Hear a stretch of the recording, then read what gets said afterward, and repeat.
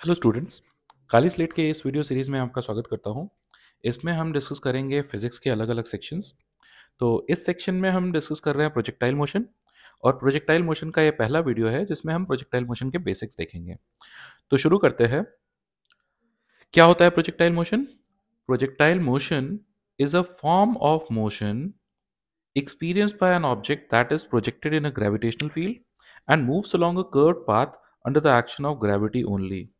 अगर आपने कोई एक पत्थर फेंक दिया हवा में सीधा ऊपर की तरफ या ऐसा इंक्लिनेशन पे, तो ये सिर्फ ग्रेविटी के इफेक्ट में मूव कर रहा होगा। और ये ग्रेविटी के इफेक्ट में मूव करने वाला ये जो मोशन है, इसको हम क्या बोलते हैं? Projectile motion. अगर आपने 90 डिग्री पे ऐसा प्रोजेक्ट किया तो ये ऐसा स्ट्रेट लाइन होगा, और किसी एंगल पे प्रोजेक्ट किया तो ऐसा कर्व्ड पाथ होगा। ठीक है, तो इसी मोशन का हम डिस्कशन करने वाले हैं। तो सबसे पहले शुरू करते हैं, ये प्रोजेक्टाइल मोशन कितने तरीके के होते हैं। पहला होता है सरफेस टू सरफेस। अगर आपने सरफेस से एक पार्टिकल को प्रोजेक्ट किया तो ये ऐसा कहीं दूर जाके गिरेगा। और इसका एक स्पेशल केस होगा, अगर आपने 90 डिग्री पे प्रोजेक्ट किया तो ये सीधे ऊपर जाके नीचे आ जाएगा। दूसरा होता है एलिवेटेड प्रोजेक्टाइल।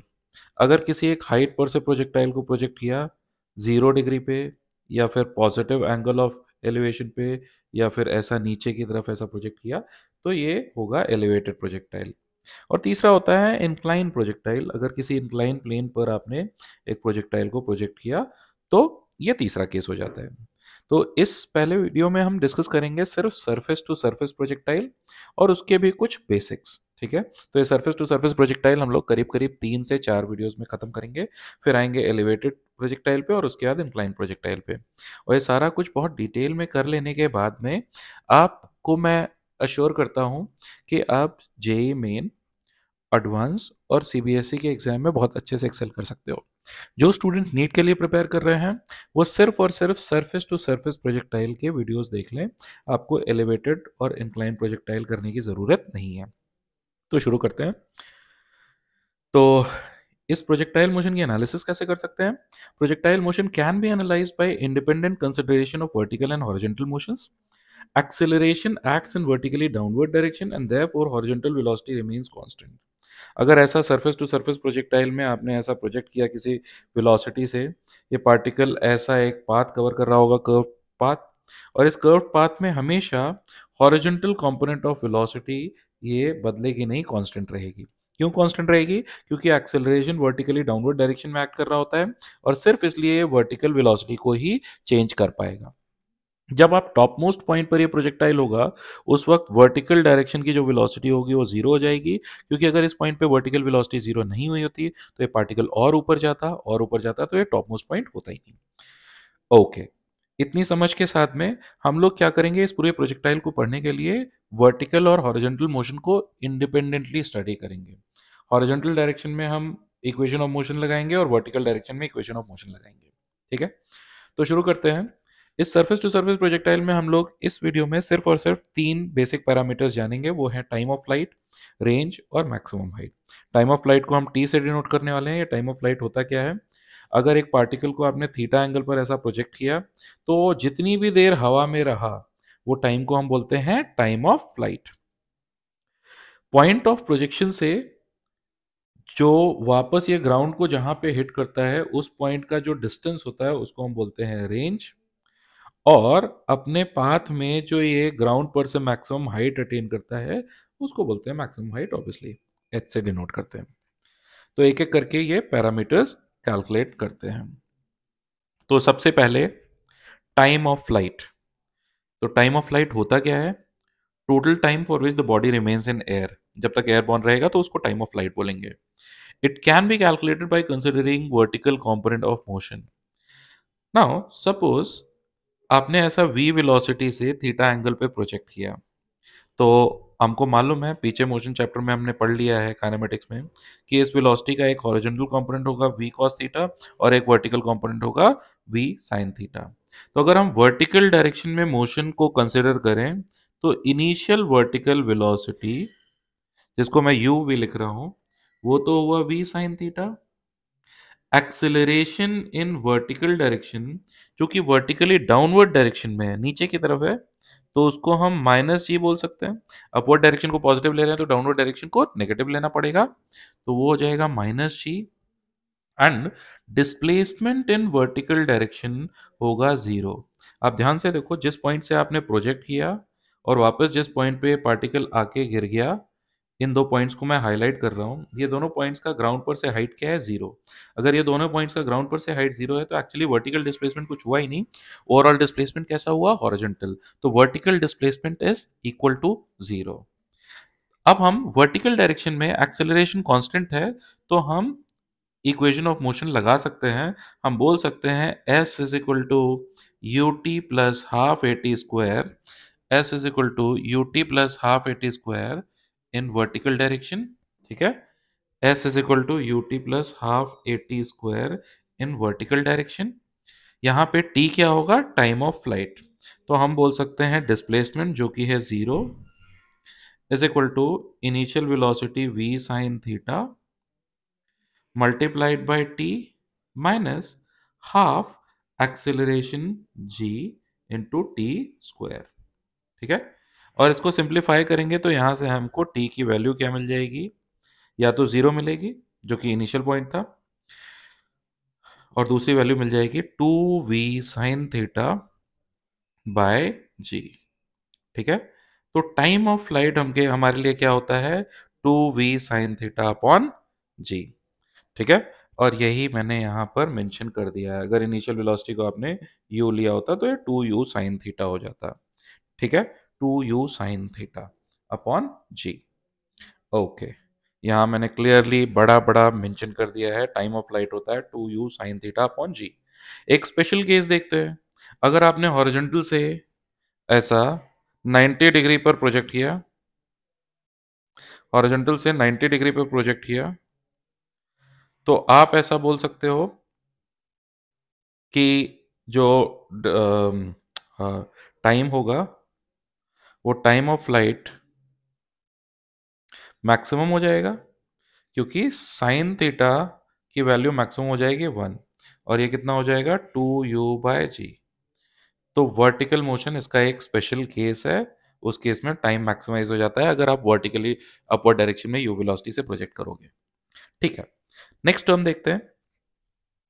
अगला टर्म है रेंज। रेंज कैलकुलेट करने के लिए हमको हॉरिजॉन्टल कंपोनेंट मोशन का कंसिडर करना पड़ेगा। अब देखो, हॉरिजॉन्टल डायरेक्शन में initial horizontal velocity U H को हम क्या बोल सकते हैं? v cos theta. ठीक है, और ये वेलोसिटी कांस्टेंट रहती है। हॉरिजॉन्टल डायरेक्शन में जो भी डिस्प्लेसमेंट होगा उसी को हम रेंज बोल सकते हैं, और जितनी देर में वर्टिकल कंपोनेंट या पार्टिकल को ऊपर ले जाके ऐसा नीचे लेके आता है, उतनी देर में ये हॉरिजॉन्टल डायरेक्शन में ये हॉरिजॉन्टल कंपोनेंट या डिस्प्लेसमेंट कराता है। Acceleration in horizontal direction is equal to zero. Horizontal direction में कोई एक्सेलरेशन नहीं है। अगर कोई एक्सेलरेशन नहीं है तो हॉरिजॉन्टल डायरेक्शन में डिस्प्लेसमेंट जो कि रेंज है वो simply velocity v cos theta multiplied by time of flight होगा। लेकिन टाइम ऑफ फ्लाइट तो हमने लिखा था two v sine theta upon g, तो ये हो जाएगा v cos theta multiplied by two v sine theta upon ji.